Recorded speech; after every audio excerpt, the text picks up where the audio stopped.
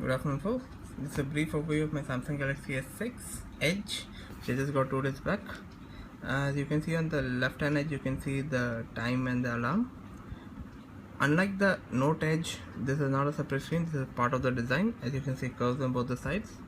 If you scratch it, it gets brighter. The gestures kind of, yeah, there it comes. As you can see, it shows the weather and the place where I am. You can get all your notifications over here. This only function, and the news, definitely. This only function when the screen is off. Okay, now going back to the phone, you can see it's 5.1 inch Super AMOLED 2K resolution screen. This is the standard lock screen. You get it's Android 5.0, so you get the lock screen notification there. Nice closing animations. You can swipe to go to the phone, or you can swipe to go to the camera, and you get the date, the time, the weather, and I've locked out the fingerprint. There you go, the phone is unlocked. You pull it down, as you can see, the new style, Samsung style, based on Lollipop. It's cleaned up a lot, but you don't get that kind of 100% Lollipop. Samsung has to put on the TouchWiz type. The coloration is still the same, they just made it slightly lighter than before, looks better. But these cartoonish icons are still the same. The phone, the contacts, the messages, the internet application, and the apps on the extreme right hand side, they haven't changed that one. Let's take a look at the phone dialer. It's, yeah, you get the nice Lollipop animations when you want it. Pretty nice. The contacts, you get this hamburger button over here. This is not the this SwiftKey keyboard, orange color, which I like. I don't use a Samsung keyboard. The messaging app is the same. You get the hamburger icon over here, and you click on it. You can see the new style messaging. It's pretty nice. The internet browser, this one which I don't use at all. I use the Chrome. With the app drawer, the app drawer is pretty simple. Just swipe across. If you click on edit, you can hide most of the apps. You cannot deinstall all the apps which they give. There are around 56 apps which they give with this phone, but it's a very fast phone. I don't see any instant of lag anywhere. There are two capacitive buttons over here, which is off at the moment because I put the power saving mode on. This is the multitasking key over here. Click on it, you can see the multitasking Lollipop style with a few bits of Samsung tone in it for the multi-window. You click on this button over here, you can punch 2 windows and still works fluidly. Okay, and you get something which is not in Lollipop, that is the close out button. There you go. One great thing about this phone is the launching of the camera app. Double press the home button, boom, it goes directly to the camera app. I think this is the fastest implementation I've seen on any phone. I think the camera app is pretty clean. You can switch the modes for front and back over here. There I am. Like I said, pretty fast. You get modes. You get pre-built modes, the auto. You have a pro mode where you can manually control many things. So white balance, auto. It's a pretty nice feature. You get selective focus, take 2 pictures, and then you can tap and change it. This is much better than the S5 one. You get panorama, slow motion video, fast motion video. I haven't checked that. You get virtual shot, which you can say is more like the photosphere of Android, and you can take a 360 degree of the show a 360 view of a photo on this phone, kind of gimmickry. And rest of the modes I downloaded, I haven't tried it out till now. Sports, surrounds, shot, food. This one I tried my S5. You can take a photo with sound. Rear cam selfie, you can turn the camera towards yourself and it'll take your photo of your face. 16 megapixel selfie, that's pretty nice. There's a bar on that, and when you show face comes in it, they'll take a 2-3 seconds vibration, and you'll take dual camera, beauty face, animated GIF. There's nothing more, only this much. Let me just go back to the auto mode. Auto mode, very fast camera this is, and you can get the timer on the screen itself. You can add HDR, auto on and off. Effects, the same thing. Very few effects. I downloaded the rest. This accepts effects of other cameras as well. You go to the, okay, phone is locked. There you go. This is the camera settings.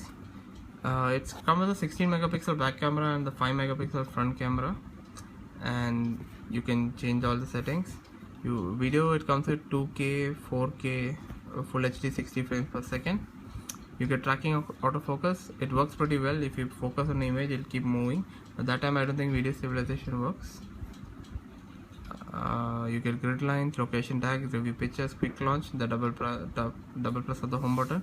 You get voice control that works pretty nicely. Showing to the front camera.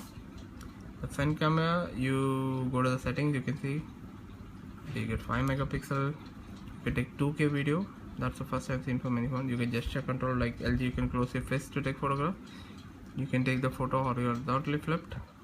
But I think in 2K, if you go for 2K video stabilization, this doesn't work. In full HD it works. Okay. You get location tags, review quick. You can take photos by voice control. And yeah, you get beauty. You can make yourself beautiful. It's too gimmicky, that one. Go to effects. So here also I download many of the effects from the store. You get only this many effects, but then this all I just installed. You go to the modes. You get some modes itself over here. Sound shot, animated GIF works here. You get wide selfie, like a panorama selfie. I think it was launched by Huawei first. Virtual shot, interval shot, etc. And these are some features I took in the night. The night photograph is simply brilliant in this. So what I took in the night. This is a car, I don't know, someone abandoned their car and bird just destroyed it completely. This is without flash. It takes pretty fast photograph. The detailing is pretty nice, unless you zoom in too much. Just trying some photographs.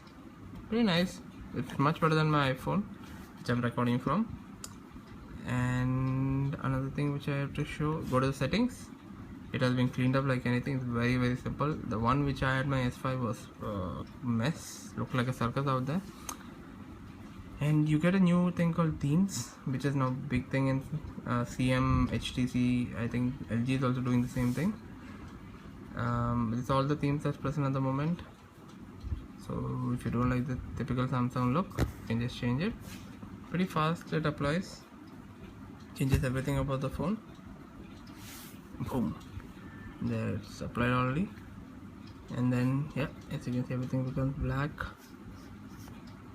I will actually prefer this over the standard Samsung one, because the icon on this one looks fast better. And yeah, if you click over here, you can see let me see what I want to show you.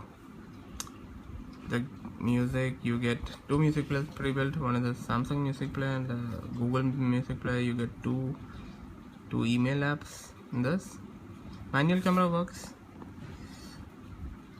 Yeah, this is a legendary manual camera which uses Camera 2 API of Lollipop. CM12 doesn't support it till now, and I don't believe any other phone except for the Nexus 5 and Nexus 6 supported. S5 is still there, though I don't think anybody uses it anymore. One thing which I hate about this with Samsung is copied Apple from they haven't you cannot sort it alphabetically anymore. So I use CM12 launcher. Just for this video I removed it. Let me see what is anything you can show in settings about devices. And yeah, SMG925F, Android 5.0.2. User manual storage. It comes with 32 GB built-in storage. No memory card slot. No removable battery. Let me see, I can show you the Samsung keyboard. Let me back. Accessibility, easy mode, lock screen and security. I've activated sync fingerprint. Like I showed you, just put your finger on it, it'll automatically go to it. Sounds and notifications, that still looks the same. Yeah, you have do not disturb mode. You can on it and off it whenever you want. Is there anything else? Display, yes. You can set the brightness. You have still smart stay, adaptive display. You can change how your display appears. You go to basic, AMOLED photo, and look at the AMOLED cinema. For cinematics, it's the best. Everything is oversaturated. You get NFC payment, everything. I don't think Samsung Pay is still active in Dubai, so they haven't given this on the phone. You get more connection settings. You get download booster, which uses Wi-Fi and 4G for downloading at the same time. This is the edge screen. You can on this edge lighting. When people call you, flip the phone around and show you the color. You get edge people. You can add important people if you want, and pull out from the left. You get, I showed you the notification. You can miss call, everything over there. And night clock. Just change the time of the night clock, and you can see it's got very nice animations. You see, it only works for 12 hours. I don't understand why. What's the logic behind it? Put it from 8 to 6. And you can change the position of that. You get 2 email apps. You get 2 browsers in this. I've just installed Android Wear. Yeah, you have the S-Voice. I haven't used it till now for a long time. Yeah, you got S-Voice. Sing me a song. Still as slow as before. I have no specific answers for that. Let me do an internet search for an answer to anything new song. Sing me a song.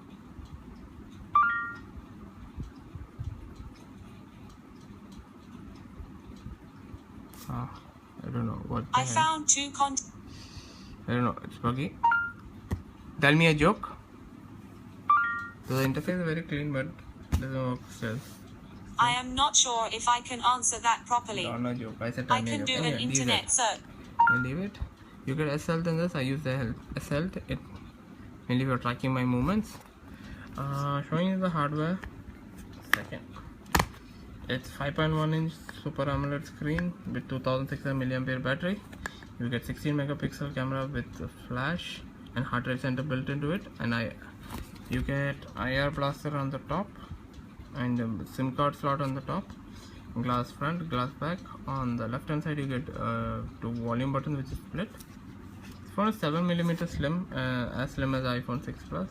You get the power button over here, and this is the way it's copied the iPhone the maximum. The speaker on the right, the micro USB, and the headphone jack on the bottom.